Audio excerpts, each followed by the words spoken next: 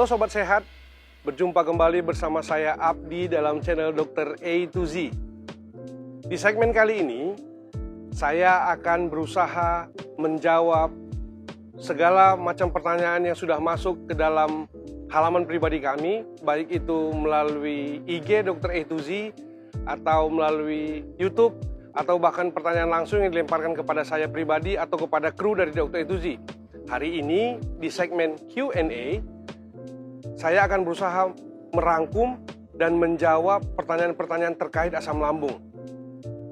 Mungkin dari semua yang sudah dipaparkan dalam video-video sebelumnya, asam lambung salah satu penyakit yang paling banyak diderita orang sekarang ini.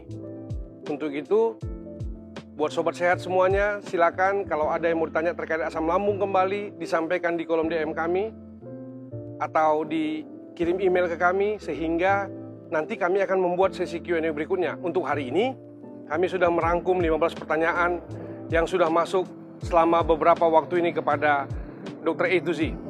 Baik, langsung saja Sobat Sehat. Saya akan mulai membacakan pertanyaan yang pertama. Oke, baik Sobat Sehat, saya akan menjawab pertanyaan yang tadi sudah muncul di layar Sobat Sehat sekalian. Saya akan menjawab apa itu sebenarnya GERD. GERD itu adalah singkatan dari gastroesophageal reflux disease. Artinya terjadi reflux dari lambung sampai ke esofagus, sehingga bisa menyebabkan dada terasa panas. Dalam suatu keadaan tertentu, reflux dari asam lambung tersebut bisa sampai naik ke tenggorokan, sehingga tenggorokan terasa panas, dan itu disebut LPR, laring-faring reflux. Kenapa ini bisa terjadi? Karena kadar asam lambung yang sangat tinggi dan tidak terkontrol. Pertanyaan yang kedua cukup menarik. Di dalam masyarakat banyak disebut asam lambung, MAH, gastritis, atau bahkan GERD. Sebenarnya pada prinsipnya sama saja. Asam lambung yang ada di dalam lambung itu adalah merupakan sebuah asam keras yang disebut HCl, hidrochloride, yang ketika dia dalam keadaan yang berlebih-lebihan di lambung, sampai membuka yang namanya lower esophageal sphincter, maka akan naik ke atas. Seperti pertanyaan pertama tadi.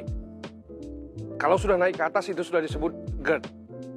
Jadi, secara umum, asam lambung, MAH, GERD sama saja, yang membedakan adalah tingkat keparahannya saja.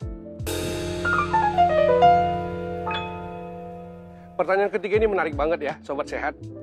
Gejala-gejala GERD. Gejala GERD yang paling awam pertama sekali dirasakan adalah adanya nyeri di ulu hati. Itu awal.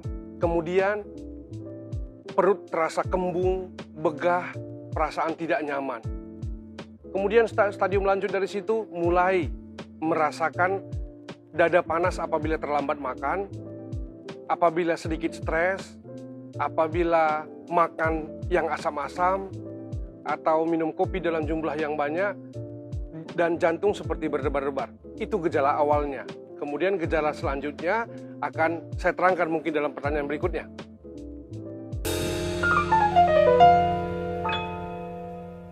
Baik, pertanyaan keempat ini tadi adalah jawaban dari pertanyaan yang ketiga.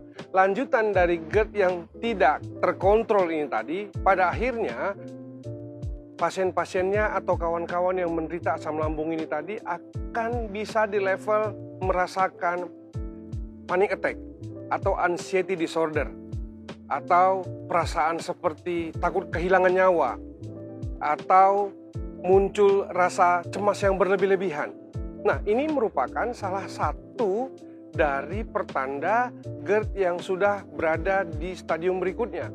Untuk itu saran saya Sobat Sehat, kalau hal ini sudah terjadi, segerakan periksakan diri Anda, supaya ini tidak mengganggu dari kualitas hidup. Pertanyaan ini pertanyaan yang sering sekali ditanyakan kepada saya di ruang praktek. Saya akan jawab secara gamblang pada hari ini bahwa GERD dengan sakit jantung adalah dua penyakit yang berbeda.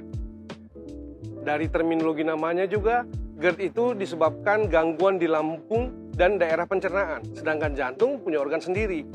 Tetapi sering sekali rasa jantung berdebar-debar itu, dada berdebar-debar itu, perasaan pasien-pasien itu akan seperti mengalami sakit jantung. Sehingga akan muncul juga rasa cemas berlebihan. Tetapi saya akan menjawab secara singkat, GERD dengan sakit jantung adalah dua penyakit yang berbeda. Pertanyaan yang bagus sekali ini perihal mengenai ketulian. Ketulian yang dimaksud mungkin saya akan lebih persempit lagi adalah tuli saraf, SNHL, Sensory Neuro Hearing Loss. Nah, sobat sehat, penyebab SNHL atau kadang-kadang telinga berdenging atau bahkan di vertigo sampai detik ini belum diketahui penyebab pastinya. Tetapi sering sekali asam lambung dikambing hitamkan menjadi penyebabnya. Saya harus bilang bahwa secara ilmiah belum ada penyebab pasti dari tuli saraf ini. Tetapi memang di lapangan dan di klinis banyak sekali pasien yang saya hadapi mengalami telinga berdenging atau tuli saraf ini kehilangan pendengaran tiba-tiba, baik itu di sebelah kiri telinganya atau sebelah kanan atau bahkan kedua-duanya. Itu kalau kita runut historical mediknya, sejarah mediknya, pernah mengalami asam lambung yang tidak terkontrol.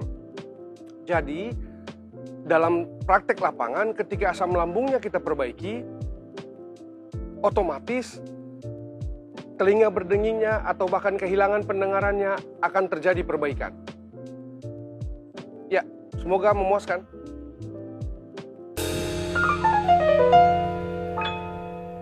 Sobat sehat, penderita GERD tetap dapat melakukan aktivitas normal seperti orang lain pada umumnya. Aktivitas berat yang dimaksud mungkin saya kurang memahami pertanyaan dari Bapak ini, tetapi aktivitas normal lainnya mampu dilakukan oleh penderita GERD. Tidak ada halangan. Yang menjadi garis merah kita adalah sebaiknya penderita GERD harus melakukan perubahan gaya hidup untuk mencapai kualitas hidup yang sempurna. Pertanyaan yang baik sekali, apakah GERD dapat sembuh total? Saya akan menjawabnya secara singkat, lugas, dan jelas bahwa GERD itu bisa disembuhkan dengan berdasarkan literatur buku Konsensus Montreal 2007, maka pengobatan GERD adalah dilakukan dengan pengobatan minum obat minimal 6 bulan, obat-obat golongan penghambat pompa asam, golongan basa, atau antagonis reseptor H2. Tetapi yang sering terjadi adalah kurangnya kesabaran dari pasiennya untuk minum obat. Makanya saya menyarankan juga untuk mempercepat proses pengobatan, boleh dilakukan tindakan akupuntur medik, yang mana akupuntur tidak hanya menggunakan jarum saja, kita bisa menggunakan stimulasi listrik, kita bisa menggunakan stimulasi laser, atau bahkan penelitian terbaru untuk mengobati GERD ini, kita bisa menggunakan metode tanam benang di area perut, punggung, dan kaki. Untuk apa tujuannya? Yang pertama, menekan asam lambung supaya asam lambung tidak tinggi lagi. Yang kedua, memperbaiki katup antara lambung dengan esofagus yang disebut dengan LES, Lower Esophageal Sphincter. Semoga jawaban saya bisa memuaskan. Terima kasih.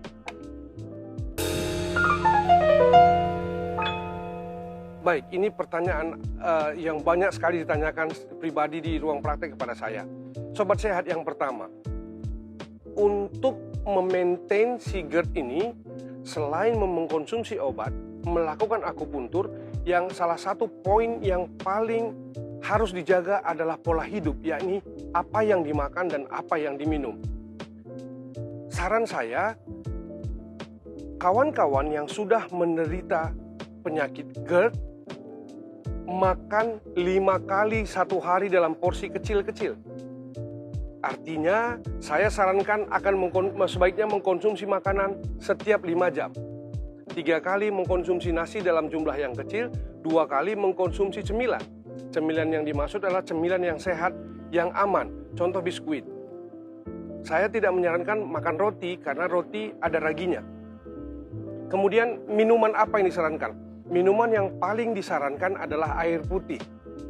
Sobat sehat, mengkonsumsi kafein dalam jumlah yang sedikit pun akan merangsang naiknya asam lambung.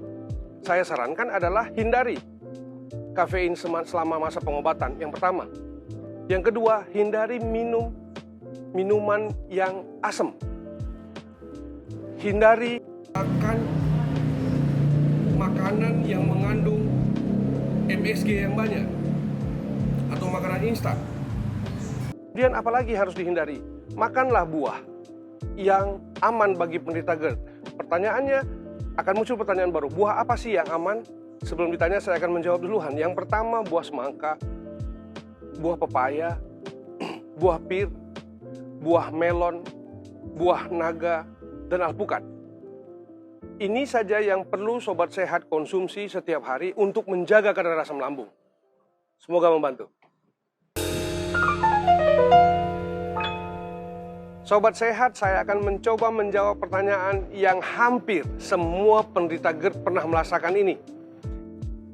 Saat asam lambung naik, itu yang disebut dengan serangan akut dari GERD, dari gastritis itu, perasaan akan mau pingsan. Apakah bisa pingsan? Ya, bisa pingsan. Kenapa? Karena saat itu asam lambung meningkat sampai masuk ke jalur dari tenggorokan, maka pandangan kita pun akan berkunang-kunang, kabur, keringat dingin, dan dunia terasa seperti gelap, dan itu bisa menyebabkan pingsan.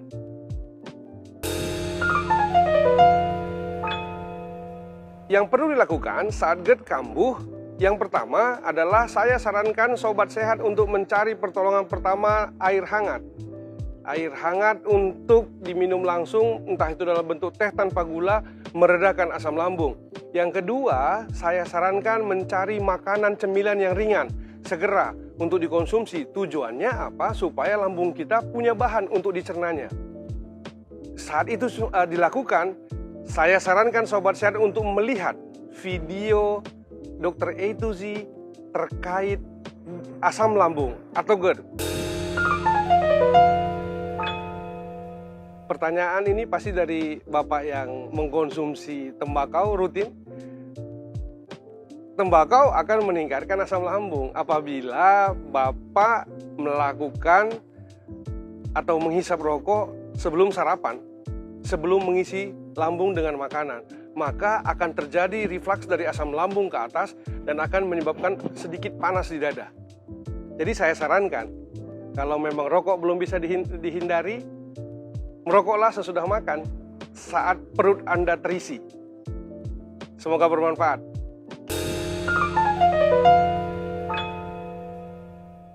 Sobat sehat, pertanyaan yang barusan ini pertanyaan yang sangat menarik. Kerja sip-sipan, begadang, apakah memperberat GERD? Sobat sehat yang luar biasa, saya harus sampaikan bahwa perilaku hidup sehat adalah salah satu cara untuk mengatasi penyakit GERD ini tadi. Sebelum kita bicara soal tidur sip-sipan, saya sarankan yang paling penting untuk menjaga keadaan dari lower esophageal sphincter adalah jangan pernah tidur sesudah makan. Itu yang pertama. Jadi berapa lama? 2 jam sesudah makan baru tidur untuk amannya. Kemudian saya akan menjawab ke pertanyaan Bapak ini tadi, kalau memang bekerja itu adalah cara kita mencari nafkah, cara kita menghidupi keluarga, cara kita berjuang dan bertahan untuk hidup dan harus masuk sip-sipan, saya akan bilang bahwa bekerjalah, tetapi pola hidup lain harus dijalankan. Bekerja hidup sehatlah, tetapi pola hidup yang sehat tadi harus dijalankan. Protokol-protokol GERD ini apa saja? Yang pertama, seperti saya ulangi lagi, makanlah 5 kali 1 hari. Yang kedua, janganlah konsumsi hal-hal yang asam. Kemudian janganlah merokok sebelum makan. Mungkin saya harus ingatkan, janganlah mengkonsumsi alkohol. Nah, sesudah shift malam berlalu, percukupkan istirahat. Cukupkan ambil waktu, cukupkan untuk istirahat supaya semua sel-sel di dalam badan Bapak, badan kita, dan bahkan sel-sel dalam organ lambung kita akan regenerasi dengan baik. Sehingga tidak akan memperberat keadaan GERD Bapak. Semoga bisa membantu.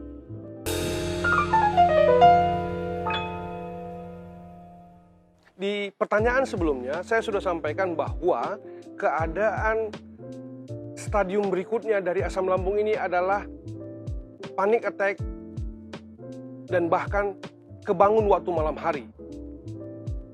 Nah, bagaimana caranya supaya bisa tidur cepat dan mendapatkan tidur yang pula seperti dulu? Yang saya sarankan, lakukan pengobatan asam lambung Anda secara teratur. Saat terjadi perbaikan di dalam organ lambung dan esofagus ini, maka tidur malam Anda akan berkualitas. Tetapi apabila saat sekarang sedang dilakukan pengobatan dan belum bisa tidur malam, saya sarankan tidur untuk dinaikkan bantalnya.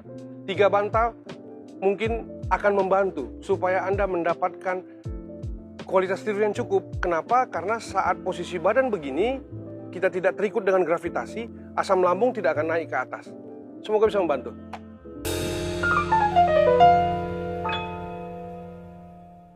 Pertanyaan ini memang banyak terjadi di lapangan dan banyak orang yang berspekulasi untuk menjawabnya. Tapi harus saya bilang bahwa beberapa artis atau orang yang terkenal yang meninggal tiba-tiba yang dikatakan oleh karena serangan asam lambung, serangan GERD, secara ilmiah belum ada bukti medis, belum pernah dilakukan visum terkait hal ini. Walaupun di kehidupan pribadi, di kehidupan masyarakat kita banyak menemukan orang yang meninggal mendadak. Saya harus bilang secara buku belum ada data yang mengatakan bahwa GERD menyebabkan kematian yang mendadak. Serangan jantung masih menjadi pembunuh nomor 1. Semoga bisa membantu.